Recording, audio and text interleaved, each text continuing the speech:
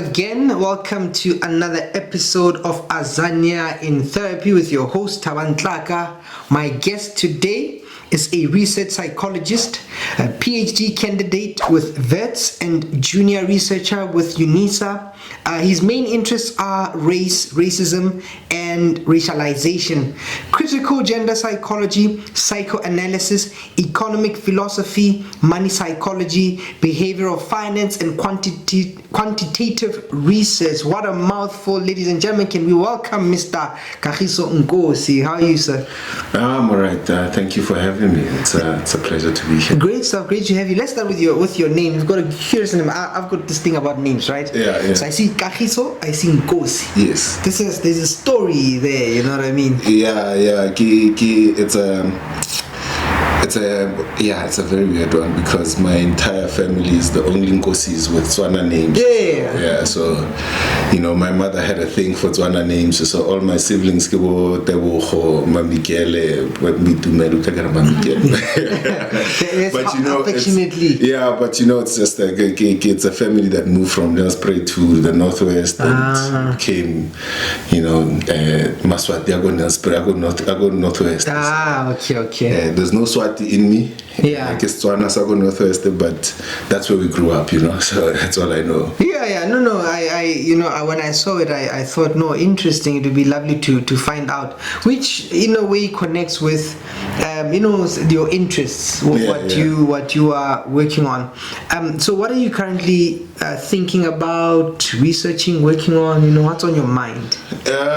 So there's quite a few projects. Yeah. There's the projects that I'm running that are for myself, my own organization, which is the Financial Health Clinic, and then there's the one that I'm doing for where I'm employed, which is UNISA Social and Health, Institute for Social and Health Sciences, right? So I am working on, with the institute, we're now looking at the overrepresentation of men in road accidents, and especially in particular with the link to alcohol.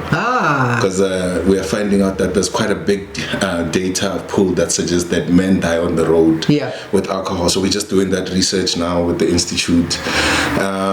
My PhD obviously is what's called money and the psychology of race. So I'm looking at the understanding of money from a racial perspective. How does race influence how we understand money, even in the the monetary economy as a whole? So it's quite a few projects. There's some work that I'm doing on black men and how we are discussed within discourse, and how black men are treated in academic discourses. So this is quite a you've got some very juicy, interesting topics, which I think these are the stuff you're working on. I think we don't necessarily have the platforms, or they're not discussed enough, No. But I like the psychology and money, and how people. Everybody loves psychology. The money is a thing. Because there's a thing about the way we relate to money, and when I say we, people from vulnerable groups, Now, you have a foundation. You call it the Financial Health Clinic. The Financial Health Clinic. How come the Financial Health Clinic? So, with the PhD, what I was trying to figure out is that everybody keeps saying don't take too much time with your PhD. Don't do too much with it. Nobody's gonna read it. But it bothered me, that statement. Like, why engage in this whole thing if nobody's gonna read it? So I decided to make my PhD personal. I realized that actually I come from this background. I have a problem. I might not be able to survive the financial world, because we've seen it with everybody else in our families and stories that but the people who've had good jobs, good professions, and then they went back, and I was like, actually, if nobody's going to read my PhD, I might as well make it work for me. So I chose a topic that's selfish, right? I'm like, okay, money, race, because this thing has affected where I live, it has affected how people perceive me, and I want to live a comfortable life. So how do I figure that out? So the Financial Health Clinic comes out because I realized that actually I'm not the only one. There's quite a lot of us. And there are people who are trying to solve these problems. There are people who are working on spirituality of money. There are people who are working around history of money. There are people who are working around gender and money. So I was like, okay, let me see if there are people who are going to say we might need this service. And the response was good in a sense, because a lot of people were saying, look, we're trying to figure out the money thing. We're trying to figure out how to live financially healthy lives, but we're still failing for some reason. Yeah. So that became the reason why I set up the financial health clinic. At first, what did I call it? Financial health and wellness. Yeah. So it keeps evolving. I don't know what's going to happen in the next 5 years, but at this point, I'm like, the research that I'm doing, if nobody's going to read it, I might as well start talking to people about it. And if I say I'm finding out that actually, guys, this is part of the problem we have, and let's discuss it. Yeah. Right? So if the PhD is going to be stuck in the library somewhere, at least the knowledge was useful for people in general. I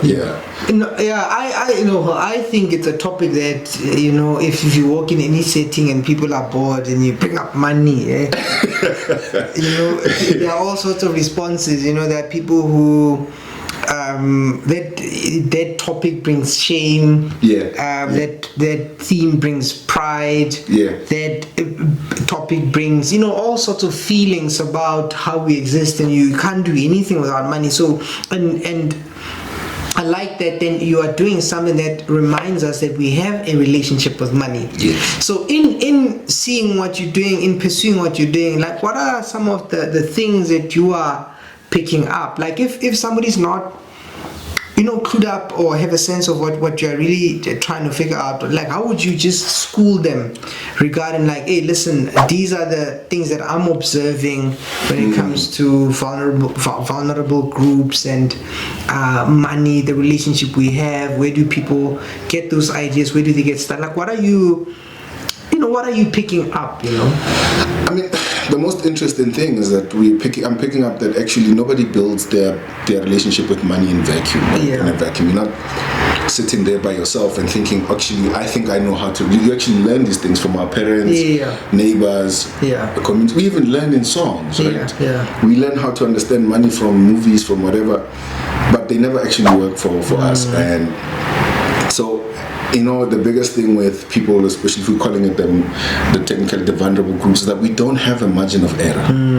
So what they call margin of error in economic psychology is the idea that how much financial error can you actually accommodate.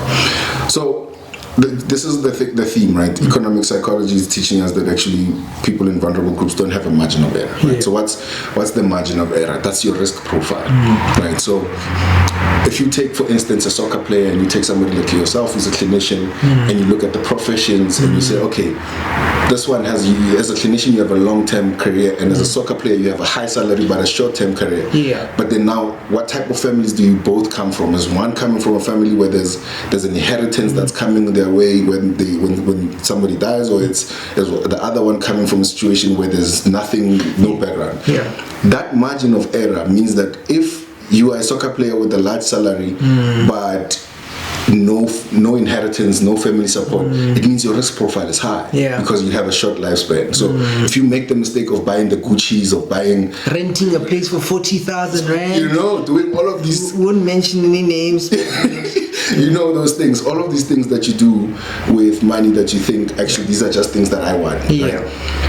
That's why when people in those type of salary margins, when they retire, they actually realize that actually a large salary is not really wealth, and a large salary doesn't really take away your risk profile. So your risk profile is a lot, right? You've got people who are trading with their money, with their salaries. You're not supposed to do that. Your risk profile does not allow you to do that, right? So if you're looking at how much error can you afford financially. That's the problem with people who come from backgrounds like ours, right?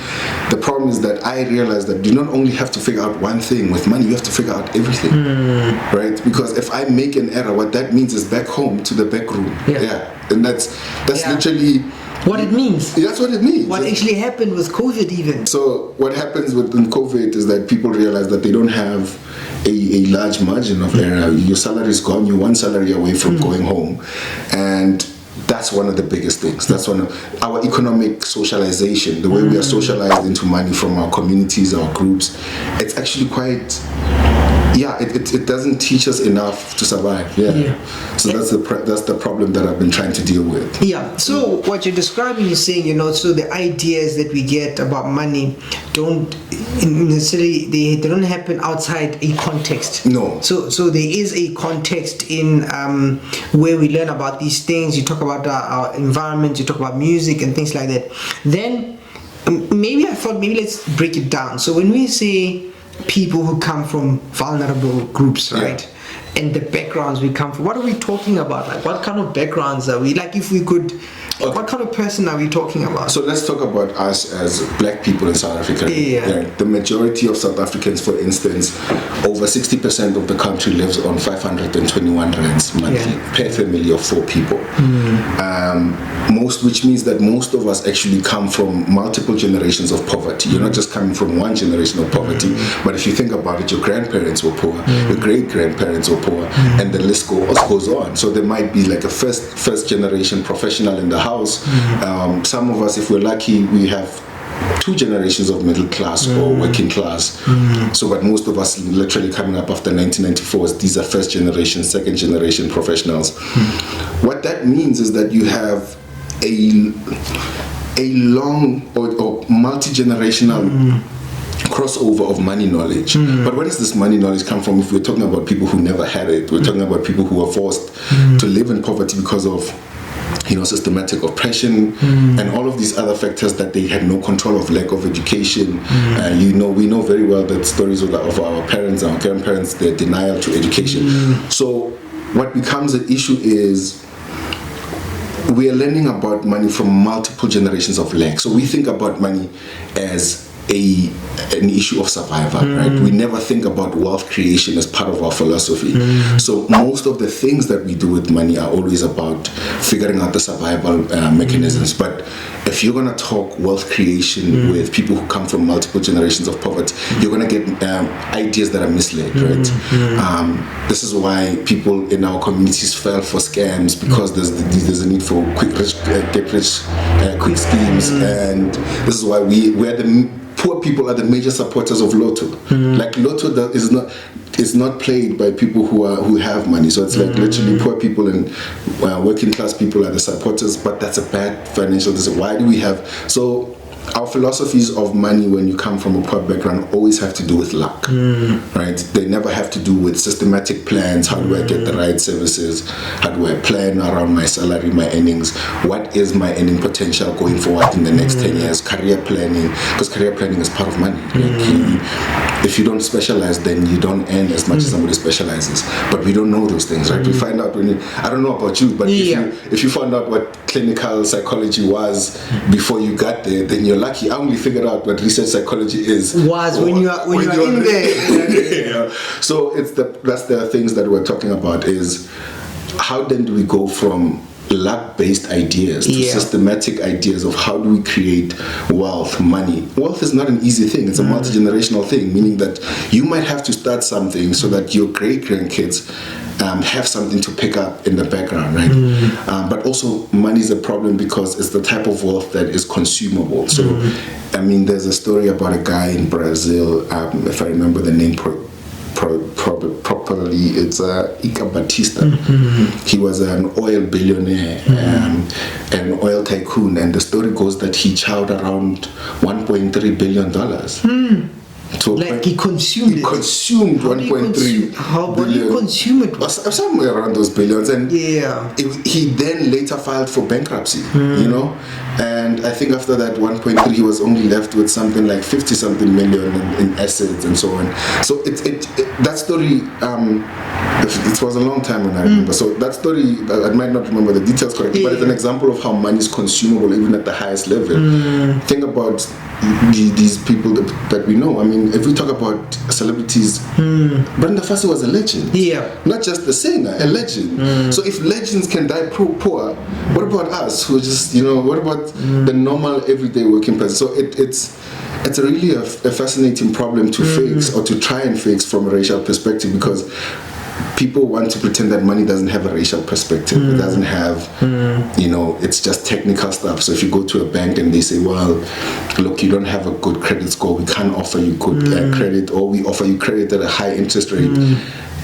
It's not necessarily to say that's just the technical answer, but the problem is, did you have knowledge to know about credit scores? Did you in the first place? Yeah. So what's the government doing to teach kids how do you manage these things? Banks now have they've invested in people making bad financial decisions in order for them to make money. And the worst part is the technicality of it is that they can actually make money even if they give people good services.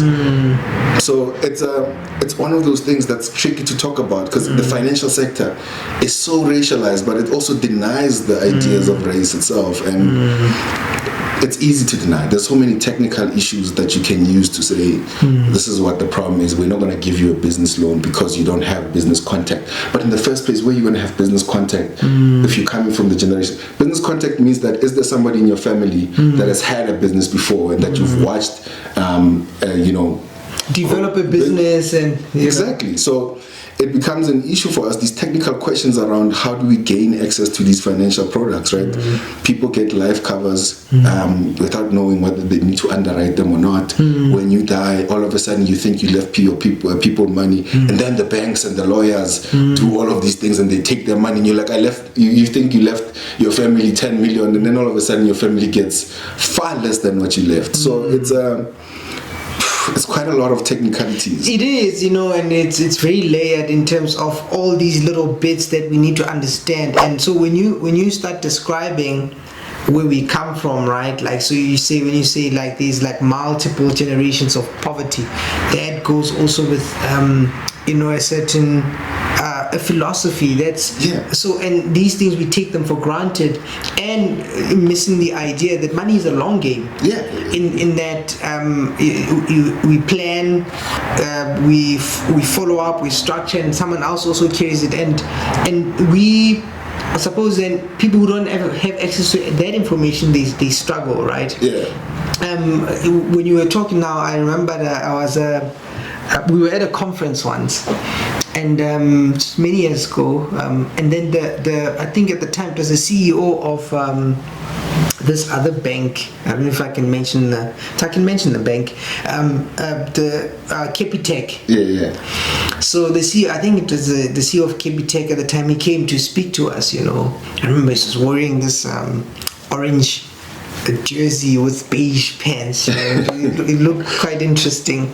But we listened to this man, and he said something interesting. He said the reason they are growing exponentially is that they captured a certain market that the traditional banks, or the ones that were established, ignored.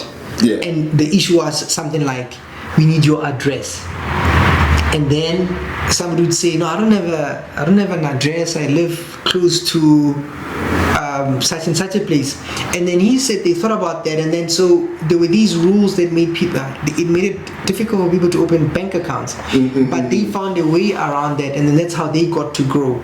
I remembered that because you were talking about, there's this system, but the system in a way seems not to be catered to helping I suppose people who come from vulnerable groups. I'll even say maybe African people.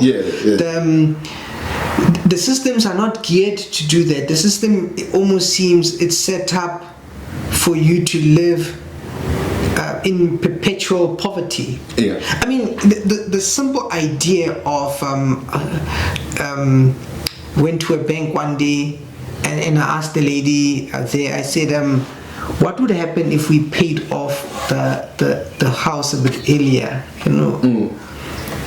And the lady says, no, but then we'll have to penalize you. I said, hang on a minute.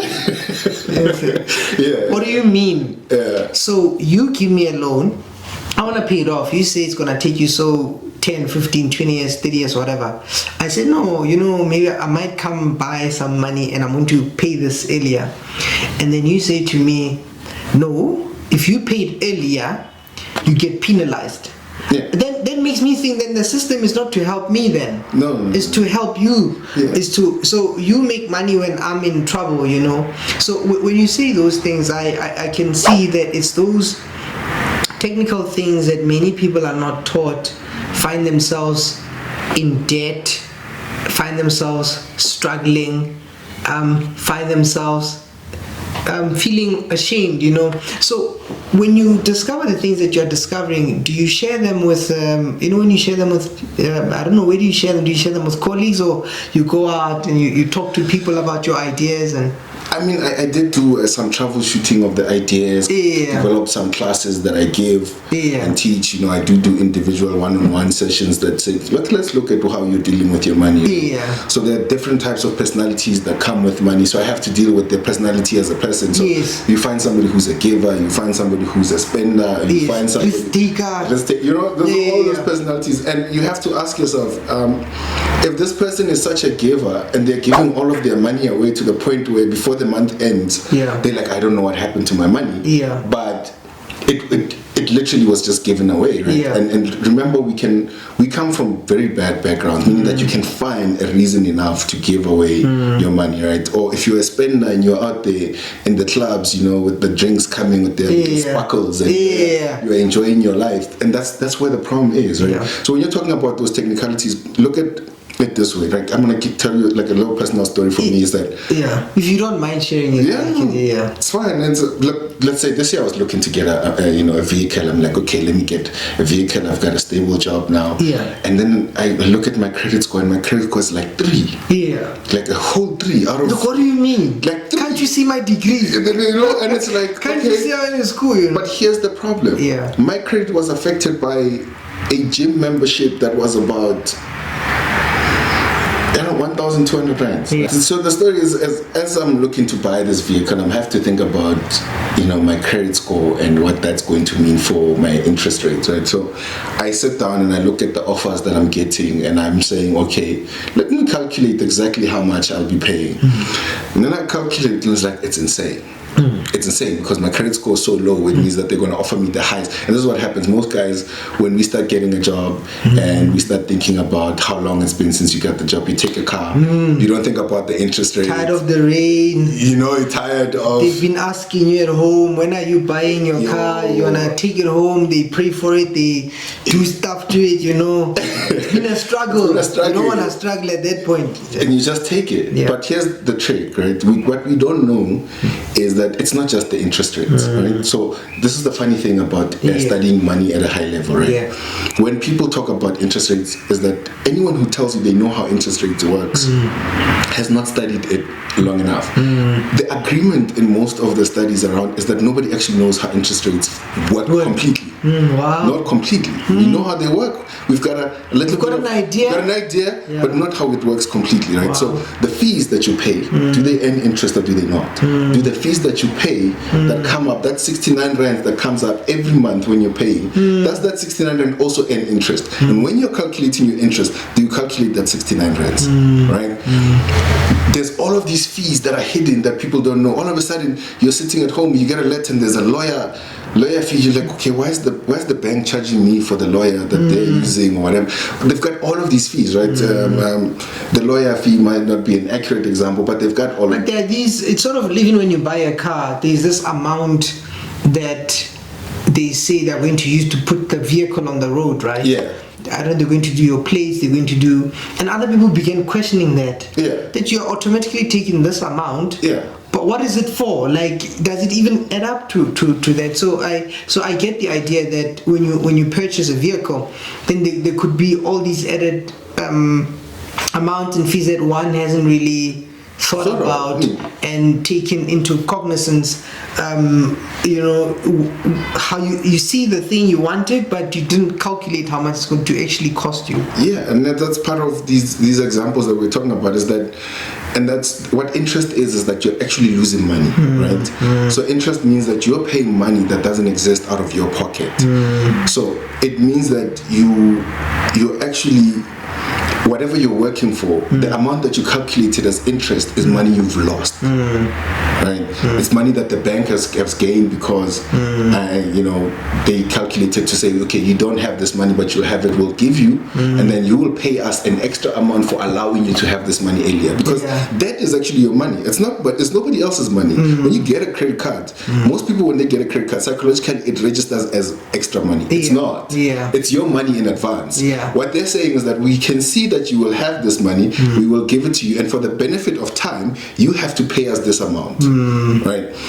And what then happens is people, because we can't calculate interest accurately, there's a lot of people that can pretend that they calculate interest. But they don't really know. No. That's why in the stock market, because the only thing that grows is the stock market, right? The economy is always declining. Every generation has lived in a declining economy. No generation has lived in an ascending economy. The only thing that goes up is the stock market. How many of us are playing in the stock market? So because the stock market is also interest, it's also compound interest based. So those people make money in a way that we don't really necessarily understand. So it's a question of the technicalities around these things. It's a question of how then do you figure out your situation, your risk profile, your money behavior. Can I afford to make such a risky decision? I mean, can you imagine what it would be like? Let's just give an example. There was this guy who used to play football for Sundowns, man. Thabang. Thabang was one of these examples, because we used to talk about him back in the day, because he disappeared in the scene. And you remember Thabang coming from the small house, and that's how he talks about his background. Comes from the small house, signs for Sundowns. All of a sudden, Sundowns says 90,000 rands monthly. You go from 0 to 90,000 rand. What do you think that does psychologically? Like, wow, like maybe you just hit the ceiling, or does it even make sense to you? It doesn't. And so that's the brain. The brain now has to adjust from poverty to now you have money. But one of the examples that I always give, this is an easy example, because I say to people, if you're used to food, like if you say this guy was who ate food to fill his stomach because he was hungry, he didn't have money, to say I'm going to pick what my diet is. Even when he has money, the chances that he actually figures out that he needs to change his diet are low, because he will still think about food in the same way you thought about it, because it's not just you, it's a family that thought about it that way. It's the generation before him that thought about food that way. So now you're thinking about food not as sustenance, not as nutrition, but as just sustaining your body. And that's an example of how the money, the options of money stay invisible to you even after you receive it. So even if you receive the money, the reason why people will win the lotto and still finish it and still be like, what's this show? I blew it. I blew it. Think about I blew it. And they show up when I blew it. It's like, why are the options that are available for other people when they have the same amount of money, why did they not come up into your psyche? Because they're not there. You don't know what you don't know. It's like that. It's that old thing. You don't know what you don't know about money. So you get money and you ask people around and they say, my guy, I think you should forex, right? You go to a professional and a professional says, well, you don't trade with all of your money. You trade with 25% of what you have as capital that's saved up. You don't trade with debt, right? But that's a technicality. Most people will say, if you really believe in what you're doing, you will in your dream. You will take the money. But that's the thing, right? That's the people, we like to treat these things as if they're not professional fields, because we also need money. But that's part of where our lack shows up. The people who are actually doing this at a professional level just look at us, because forex counts on those people who are going to lose a lot of money into it. So it's a professional field. It's for banks to move money around. It's for all of these things. It's no one individual has the right risk profile to manage trading on forex by themselves, right? But the amount of returns that it potentially offers you is low. Somebody once said to me that the success rate for forex is 3%.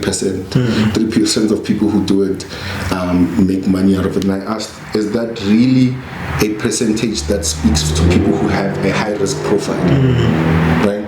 Yes, 3% of people can make money of it, but do you have the risk profile to risk being the 97%? So it becomes a difficult conversation, because now you have to talk about telling people's dreams who thought, I want to be wealthy, but you're like, there's no short-term solution to money. This is the sad part, right? Yeah. So what I'm trying to do is, I'm not trying to give people financial advice. I'm trying to say, what's inside your head? What makes you miss the gaps? What makes you not understand what you need to do?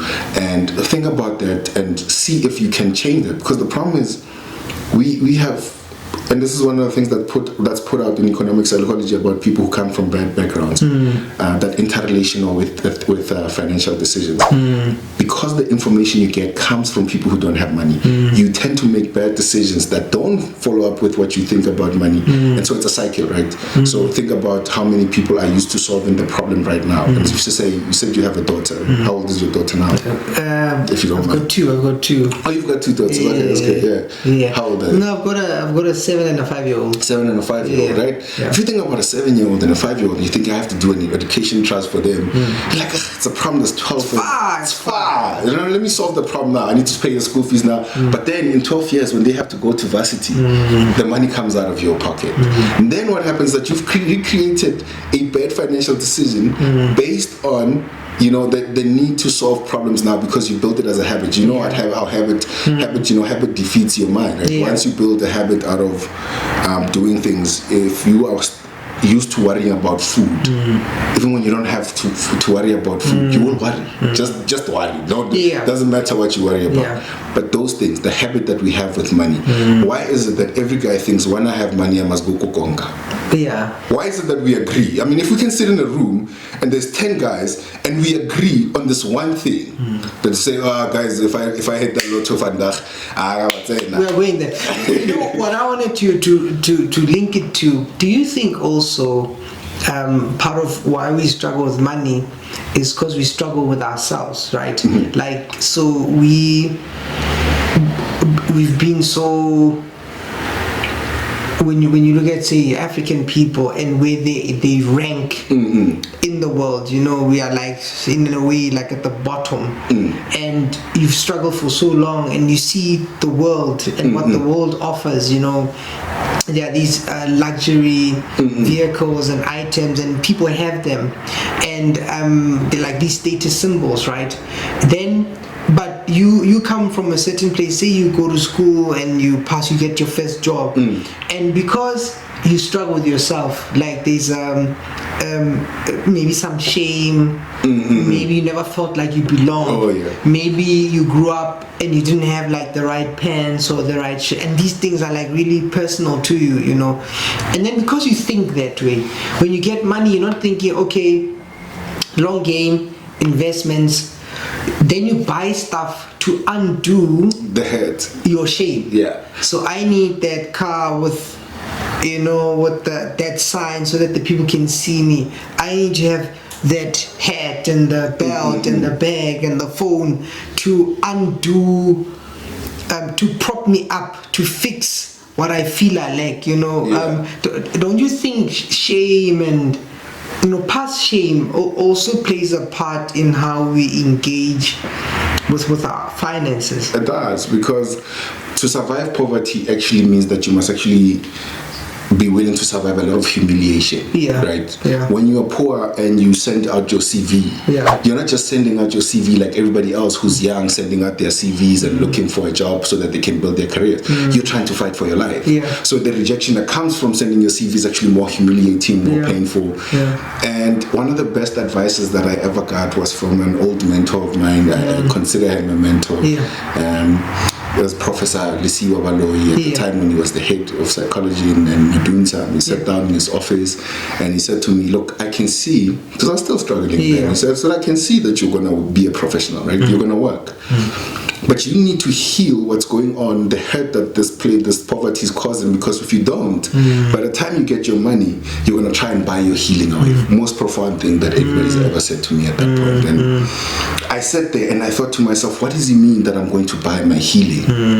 And as I'm going into money psychology, behavioral finance, the pain, the trauma that you have as a person shows up in your monetary behavior, right?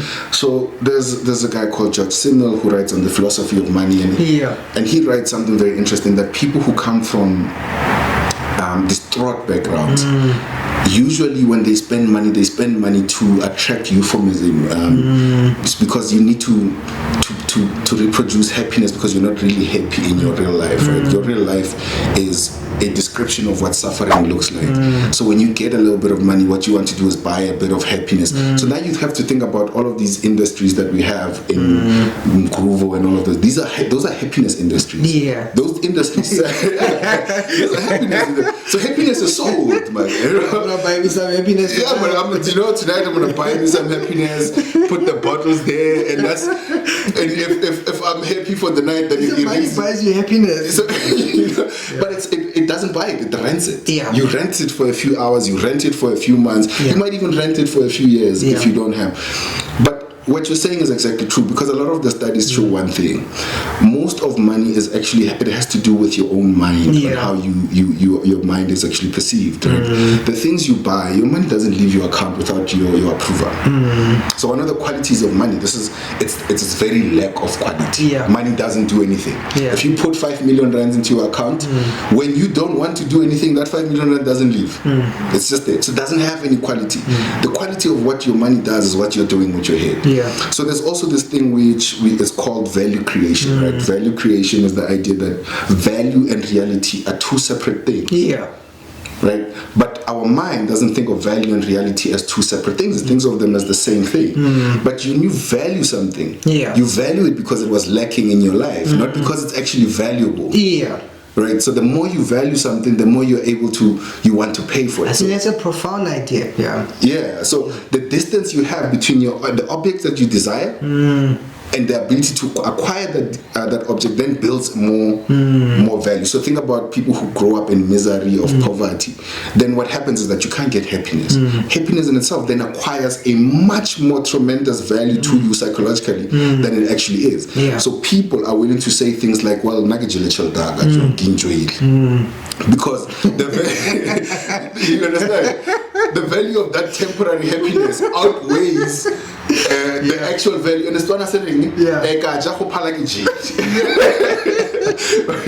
but we don't think about it that way. So psychologically, when you lack the things that you want, our obsession. So Mangani, one of the, the first clinical psychologist in South Africa, writes a very interesting paragraph that black people in South Africa have reached a stage where their relationship with material condition has reached a pathological overcompensation. But we're not overcompensating for the sake that we want to, but because the system has denied us so much, And this is the thing. Many groups of people, cultures, races make bad financial decisions. There's no group of culture that makes good financial decisions. Only 2% of South Africa retires with enough. 2% of the country. That's part of the 1%. That's a shocking stat, right? 1% of the richest rich, and then the other 1% of the highest earners. Those are the people that retire. And then you might have a few people from middle classes who plan their things properly, they'll retire with enough. But what you realize is that if only 2%, that means that everybody's making mistakes. But we don't make mistakes for the same reason, right? Some people make mistakes for cultural reasons that don't have anything to do with us. So there's some cultures that don't believe that you need to put your money in the stock market. Your money must stay in the bank. I spoke to a Chinese classmate of mine. He's in banking, and he says to me, it's so crazy because I've been in banking for more than 10 years, and this is the only time where I have money in the stock market for the past 2 years. Because where I grew up, the culture that he tells me, that the culture wasn't the norm. The culture today is that you mustn't put your money in the stock market. Their money stays in the banks. The savings, when you have money in the savings, for them it means quite a lot of cultural. Something. So, cultural knowledge of money is different. We make decisions that are bad for different reasons, but usually the decisions are always the same. So I think for me, what I'm trying to do with most of the people is that we're coming out of 1994. It might seem like it was a long time ago, but how much knowledge do we have about the technicalities? Really the technicalities. If I say for Jewish families who lived around money. If you say the word inflation in the family, do you think they know it? They might. There's a chance they might know the word inflation. If I go to a family of black people where English is not even the first language, and I say, what is inflation? How many people? I'm not even talking about the most the uneducated people in the families. I'm talking about us as professionals. I just found out what inflation is when I started my studies. I'm like, okay, if I'm finding out what inflation is and I'm starting my studies, that means what does this mean? And how does inflation come into? You're losing every year. Your money is losing value. Yes. You don't know how.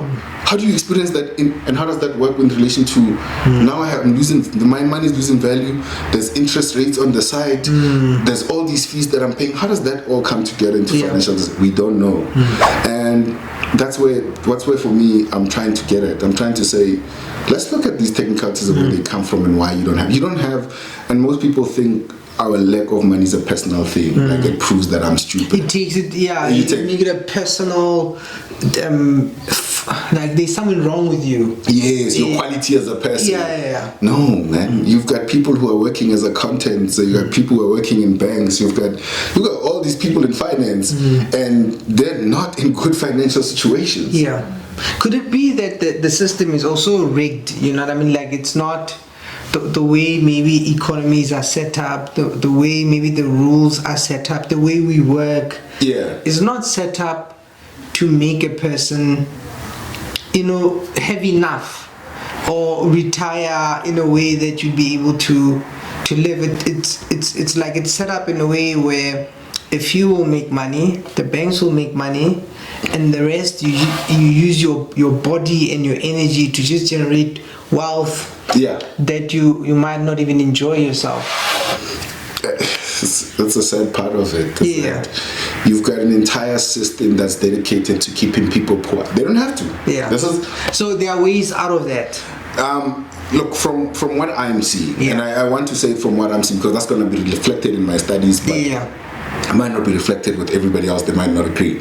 But some of the things that we see is that actually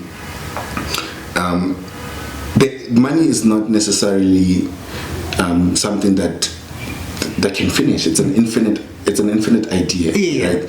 So philosophy, for instance, economic philosophy, right? The economic philosophy is an idea of how do people actually rationalize that money works.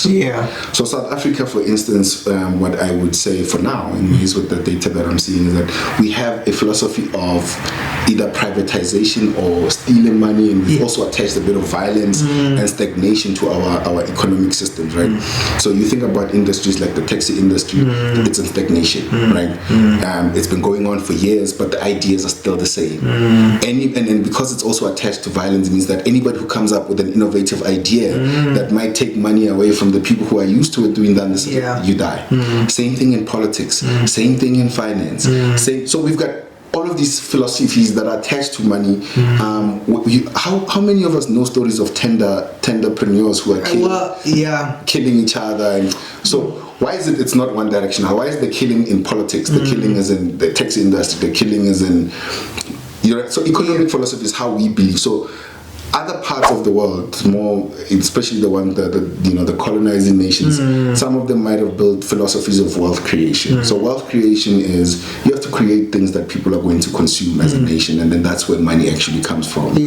Whereas in South Africa, we think the government keeps taxing people the more because they don't have any other idea of how to make money other than let's take tax. Something is wrong. No, we're going to increase tax. This is going wrong. Oh no, let's increase tax.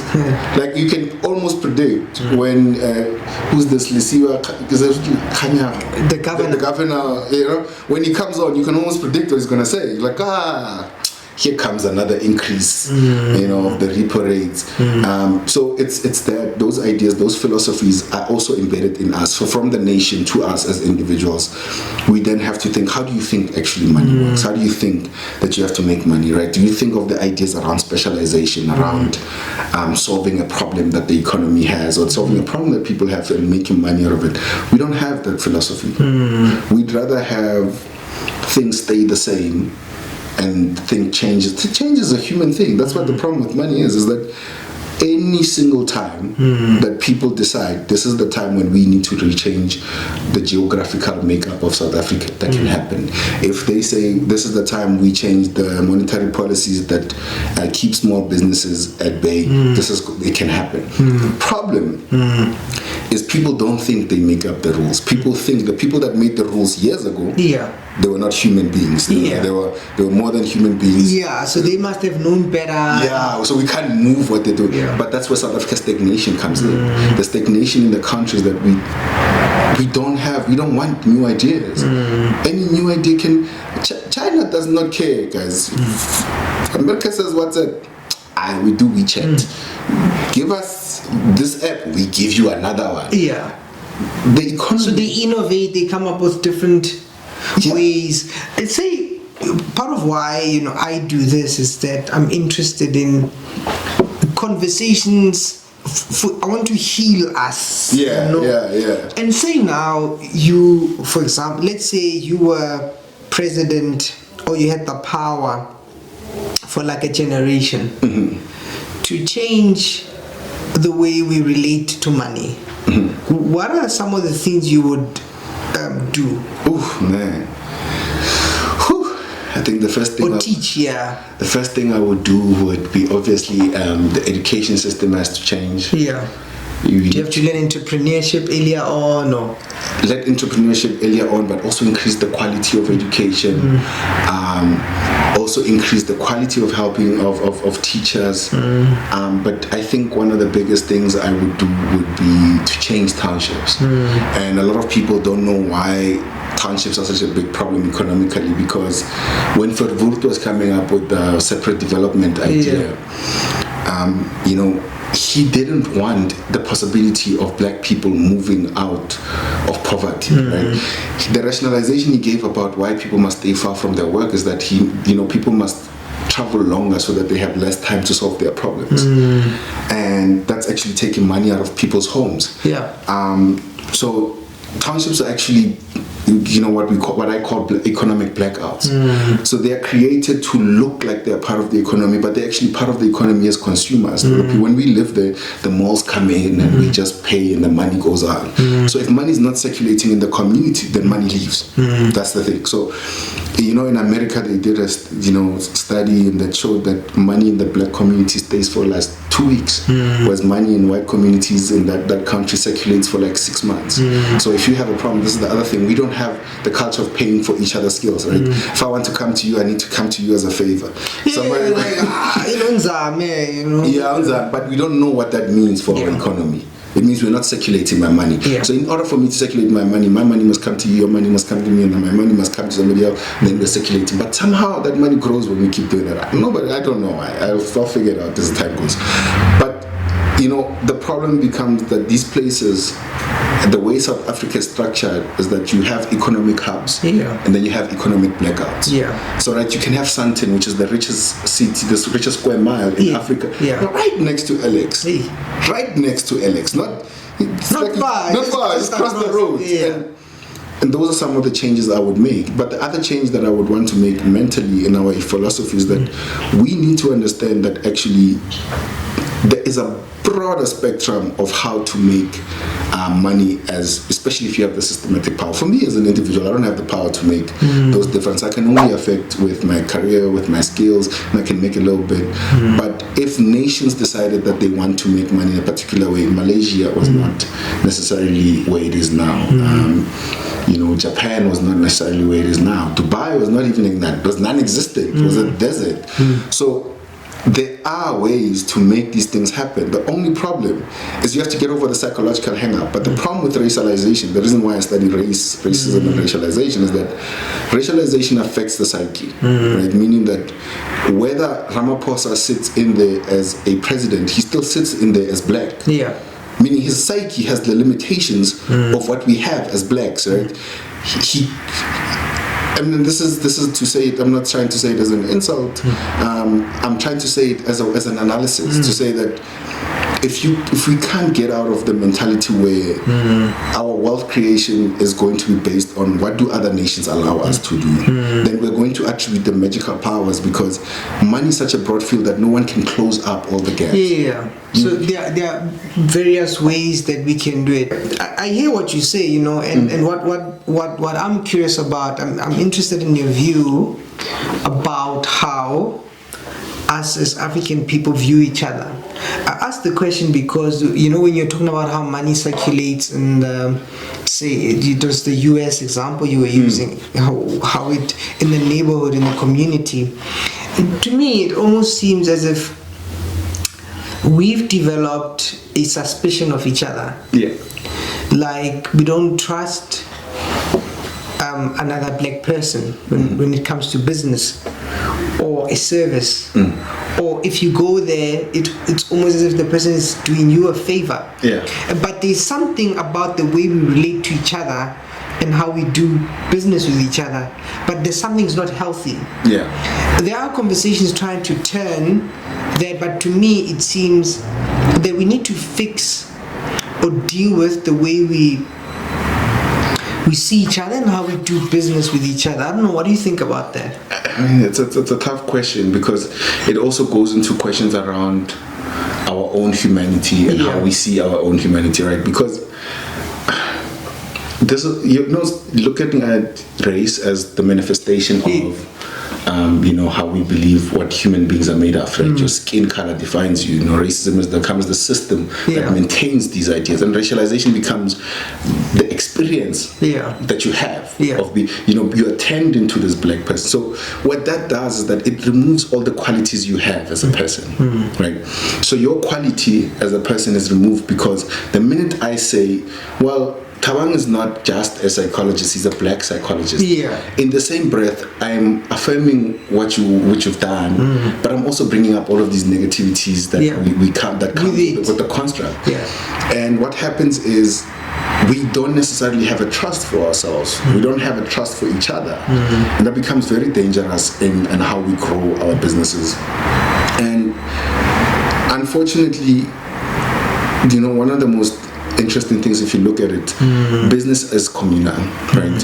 If you think about Chinese people, you think about them doing business with Chinese people, right? We do business. They do business with Africans. Even the cars they drive, I've noticed that certain brands, you know, are kept within the community. You know, if you go to America, they buy those American cars. What do they call them? Muscle cars. They've got this sense of pride attached to it. If you know, working in South Africa, and you look at even the Afrikaner community, it's collective. You look at, so we tend to want to, this is a problem, is trying to say to people, we need to come together collectively so we can solve the problem.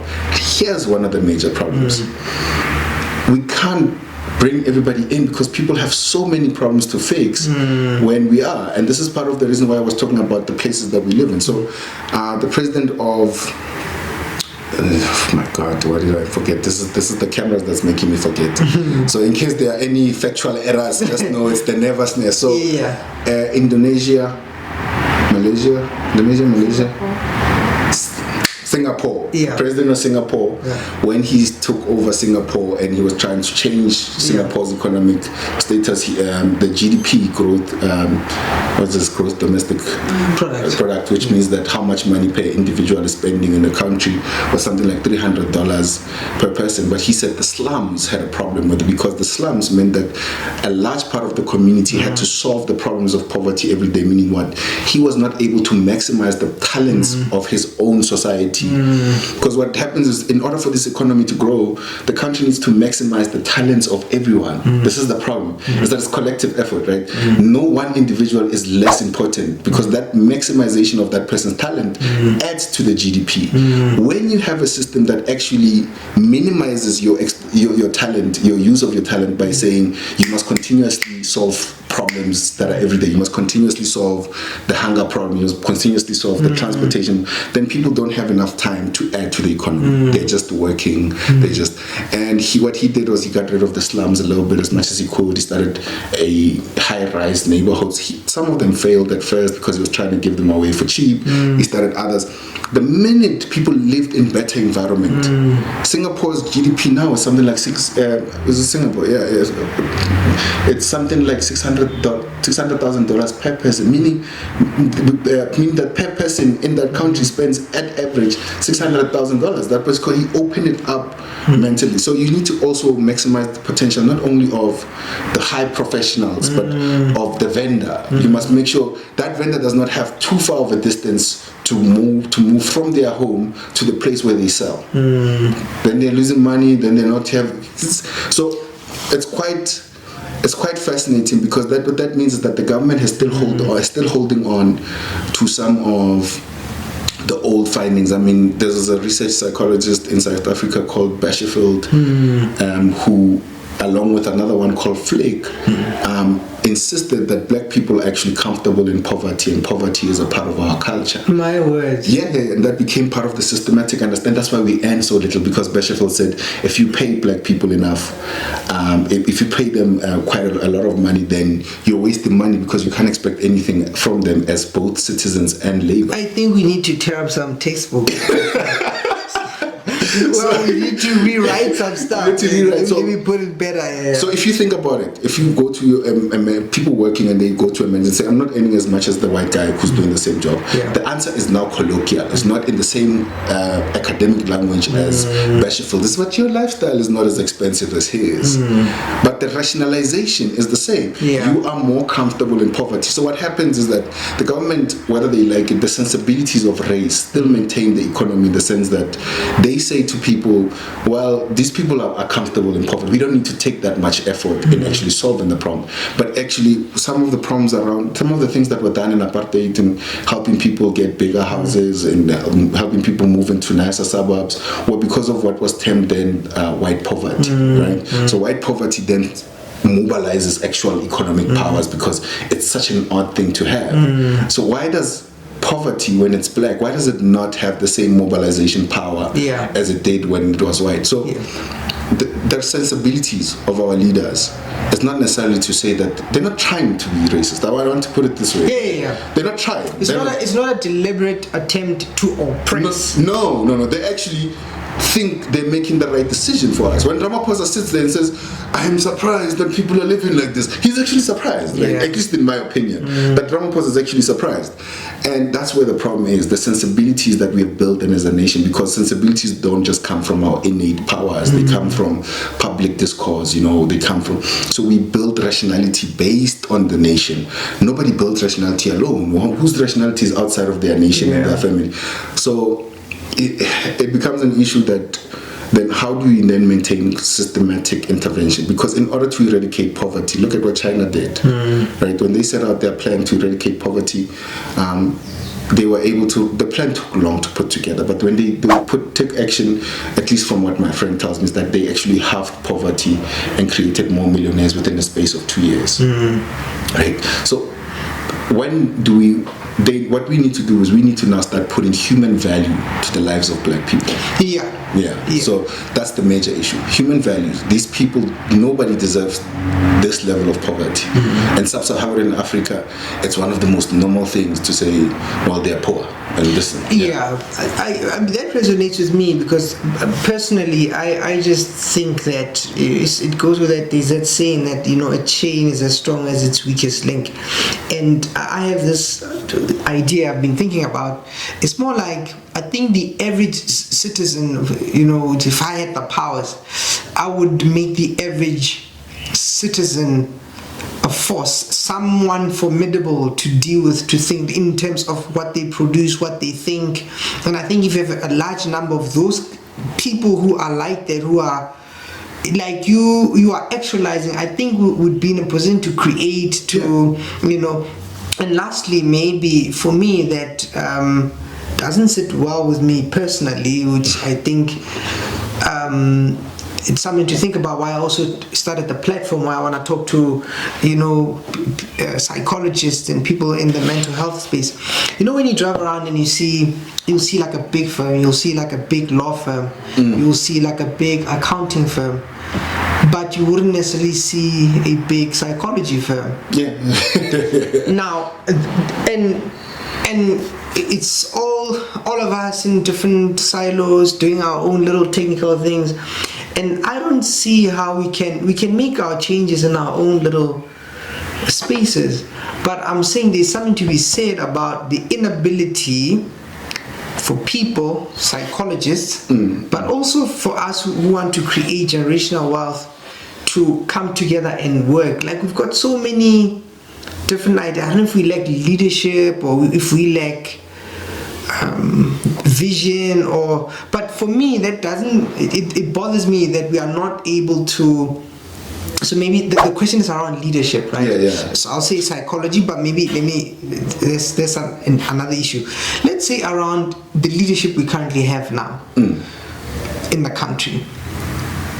Do you think that even if they meant well, do you think they have they've worked through their own trauma, through their own philosophies, through their own whatever, to bring this generation to a new space,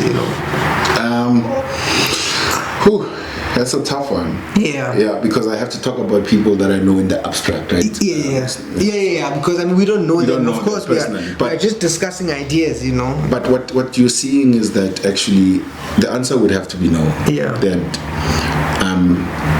leaders haven't dealt with their own their own psychology. Because some are still lining their pockets. Yeah, and this is the problem, is that they're going to find this out the hard way. Yeah. Money doesn't work the same. This is the most interesting thing.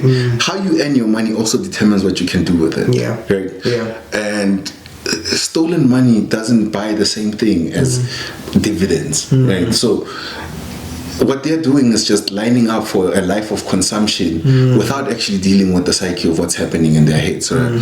Obviously, there might be one or two that might escape that thinking. And on the point of psychologists and people in the mental spaces is that we live in a country where it did not acknowledge the pain of apartheid. Right? When it did, it was through the TRC. Oh my God. So the TRC didn't do enough. We didn't get to deal with the pain, the suffering, the consequences of it. We just said, let's move to 1994, let's forgive people as quickly as possible, and then we just moved on ahead.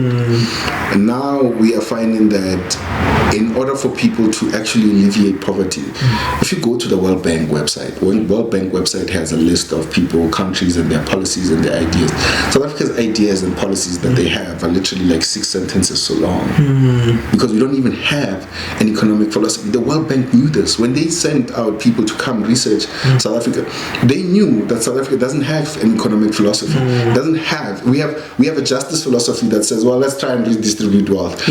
Nobody in history has ever been able to redistribute wealth. Wealth is not redistributable because it's also aligned with human personalities, and human beings are not going to give away their luxury or their privilege. They will say they want to, but nobody's moving out of their suburb. You must move out. So it's a matter of, we also need to, to get back to your point about collective ideas.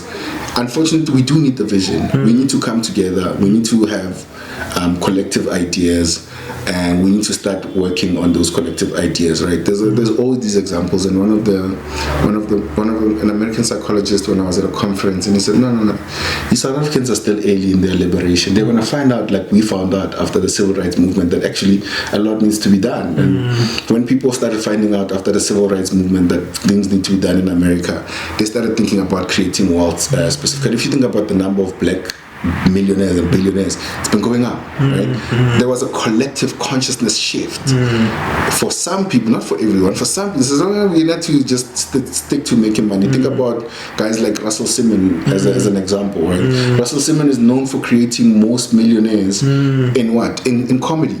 He had a vision. He was one man.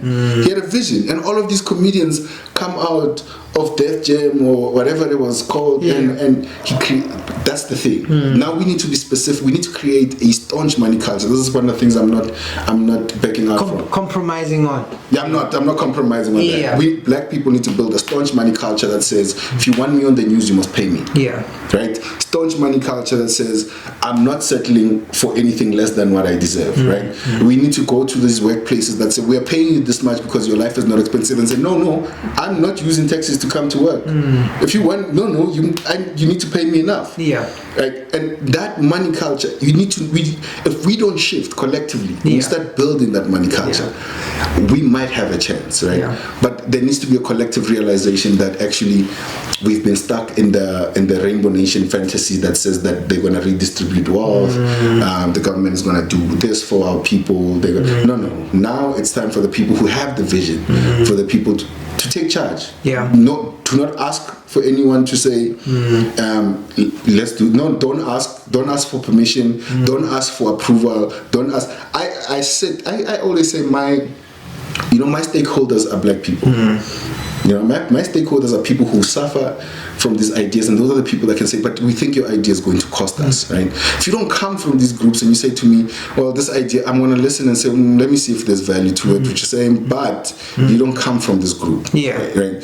And that's one of the things. Do you think, and I say this conservative because South Africa is such a conservative country, you can't even make these comments and say, but do you think if I sat in a group of Jewish bankers and I said, guys, I think I know how you can make money, do you think they'll turn and look at me? Or if I went to another group of Chinese people, the thing about it is that when they work with me, then they will work with me based on what they need and what I can provide, and I'm not going to give them any lead. The problem with us is that we don't have leaders that take the actual lead. We have leaders that are in the background actually taking orders from the World Bank. Maybe they are just happy to be there, happy to be in the blue light, happy to take a flight. I can just see Ramaphosa, and I was like, I'm president. Such a nice thing, but it doesn't work. It doesn't work. You cannot be happy. You need to be in charge of your actual country. And this president that I was telling you about, one of the chapters in his book is that he writes about when he had to, fight for land so that he could build those nations. The UK pulled out of supporting their own colony, and he says, they pulled out, but I still need to do something for our people. We are so afraid of the pullout. We are so afraid of investors pulling out that we actually don't understand how. So unfortunately, also it's a technical thing. Do we have the skills for people to allow for people to pull out? Mugabe didn't understand inflation. When Mugabe set out to print out more money to make Zimbabweans less poor, he didn't understand inflation and how inflation works psychologically. So all of a sudden there's money in Zimbabwe, but people are increasing prices of things, and then it just sets off an automatic thing, right? So what you need is also the skill set. That's what we need. That's why the education thing, and I love what the past 10 years has been for black people, which is that we've created so many professionals, so many, I don't know how many people do you know that you've seen graduate with their PhDs, and we've created that. We're getting there, but the most important thing now, vision. We need the vision. We need the idea. We need the change. And in order to do that, what we need, and I want to emphasize this with not as much as little respect to the leaders as possible, we need leaders that have guts. And there's no guts in the leadership. If there is guts, it's just angry bravado. It's like, if I see Julius Malema, I understand his rage, but how is he directing that towards helping people? I don't want your rage to be seen on TV with you screaming. No, I want to see your rage fighting in Parliament. Why is the South African government still not taking on SAB Miller on the access to alcohol that was created in the apartheid era? I mean, the access to alcohol that we have in South Africa is so much that is affecting us, but the government is afraid to take on that big company. They'd rather say to you, don't drink too much, Joe. It's your fault if you drink too much. As well, there's a portion of money. I think money talks, Yeah, taxes talk, but taxes have to be put up against. They just did an estimate with their own research that says that alcohol in South Africa is costing them around 160 billion rand. So it's not in relation to how much they are getting. No. Okay. It's also about how much is it costing the nation as a whole. So, but we need leaders that are going to make bold decisions that we might even feel like we're going to suffer from, because if you cut alcohol access, then you're cutting jobs, but then you're also saving people's lives, right? But it's brave ideas, it's going to be innovation, it's going to be technology, it's going to be the psychologists that are going to have to deal with, the mentality of people. Well, I'm sure when you sit here and every day people come to you, I'm sure their financial background always comes up in the back. No, it does. Inevitably, you can't ignore that. That has to be dealt with. I mean, I don't know if that was your final thought. Yeah, but otherwise, thank you for the conversation. I think some thought-provoking ideas. I think we need to have more of these. I think we need to do more. And I mean, if Verwoerd and Co. can come up with psychological ideas to oppress, I think we can come up with ideas to liberate and to be unapologetic in sharing those ideas, No, we need to, I think for us, and this is my final thought, is that as psychologists, we need to take up a more public role and showing people, because you need to show the leaders that I don't want to show you your rationale. I want to show you why you think like this. Right? I want to show you why you think it's a good idea to make these people remain here. And if we can start talking to the leaders and start talking to people in those ways to say, it's not just the decision, but it's how you're thinking about the decision. So that privatization philosophy that we have in South Africa, how does that privatization philosophy come up? How do you think, if I privatize Eskom, if I privatize Vodacom, which is now Vodafone, if you privatize Telecom, which is, all of these things that are going to be privatized, if you think that privatization is the answer, what happens when you privatize everything? Let's say we give you everything, we don't fight, you privatized everything. Then what else? What next? So that philosophy, those things, we need to start talking to them and saying, it's not the idea you have, it's where it comes from, it's how you think of it, it's how it sits in your brain as a natural thought. And this is the part of the problem with dealing about the monetary economy and money, is that these things exist outside of our thinking. People think the way I understand money just comes naturally, the way I understand the economy just comes naturally. I mean, you remember state capture and what's this junk status? All of a sudden these ideas come up, and then we still take them for their word as they are. But that's exactly the things that we need to challenge, to say, are you really doing this for the good of people, or are you just doing this because you guys are having your own private fights and all of those things? And we'll entertain it, but it gets boring, right? We need actual work. We need actual, the country's in such stagnation that I actually feel bored watching it. You already know when the news comes. You already know what you're going to hear. So I think this is my final thought. Thank you for having me, and I think we need to have a conversation. The day we talk about men and money, I think me and you are going to have a meltdown. No, definitely. We'll go around too. But thank you very much. I mean, good conversation. Thanks. So I think that's about it.